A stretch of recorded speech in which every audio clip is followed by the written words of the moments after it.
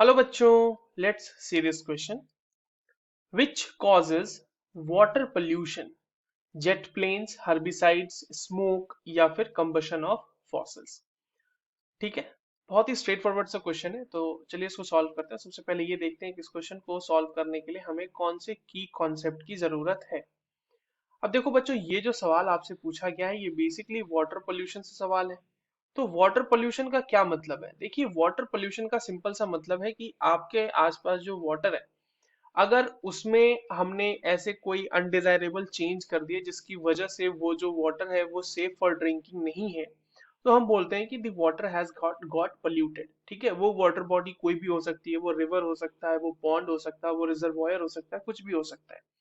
और अगर उसमें किसी तरह का भी ऑल्टरेशन हुआ है उसके कंस्टिट्यूएंट्स में, जैसे कि उसके किसी भी पैरामीटर में, जैसे पीएच चेंज हो गया या फिर उसका एसिड, उसकी जो उसके अंदर डिजॉल्व्ड ऑक्सीजन है वो कम हो गया या ज्यादा हो गया, इन सारी चीजों पे वाटर पोल्यूशन डिपेंड करता है। अब आते हैं जो ऑप्शन है हमारे पास बच्चों, उसके कॉजेस को थोड़ा सा देखते हैं, हम तुरंत समझ जाएंगे कि होने वाला क्या है। अब आप देखिए कि अगर आप बात करें जेट प्लेन्स की, ठीक है, तो जेट प्लेन्स से भी एमिशंस निकलते हैं। जेट प्लेन्स से भी जो है उसमें हाइड्रोकार्बन्स यूज किए जाते हैं और वहां से भी एमिशंस निकलते हैं। स्मोक की अगर हम बात करें तो उसमें भी बहुत सारे एमिशंस हैं। या फिर अगर हम कंबशन ऑफ फॉसिल फ्यूल्स की बात करें, कंबशन ऑफ फॉसिल फ्यूल्स का मतलब जैसे कि कोल्स एंड पेट्रोलियम्स, इन सबसे बच्चों हार्मफुल एमिशंस निकलते हैं। इनसे क्या निकलते हैं? हार्मफुल एमिशंस निकलते हैं।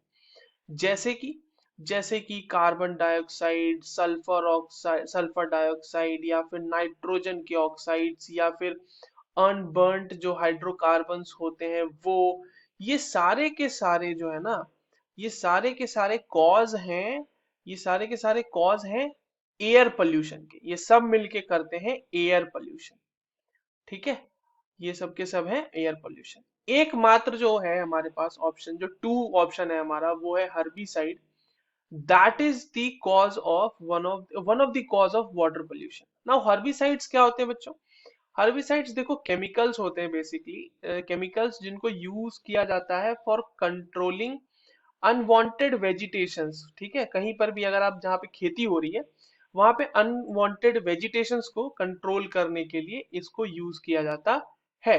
अनवांटेड वेजिटेशंस को कंट्रोल करने के लिए।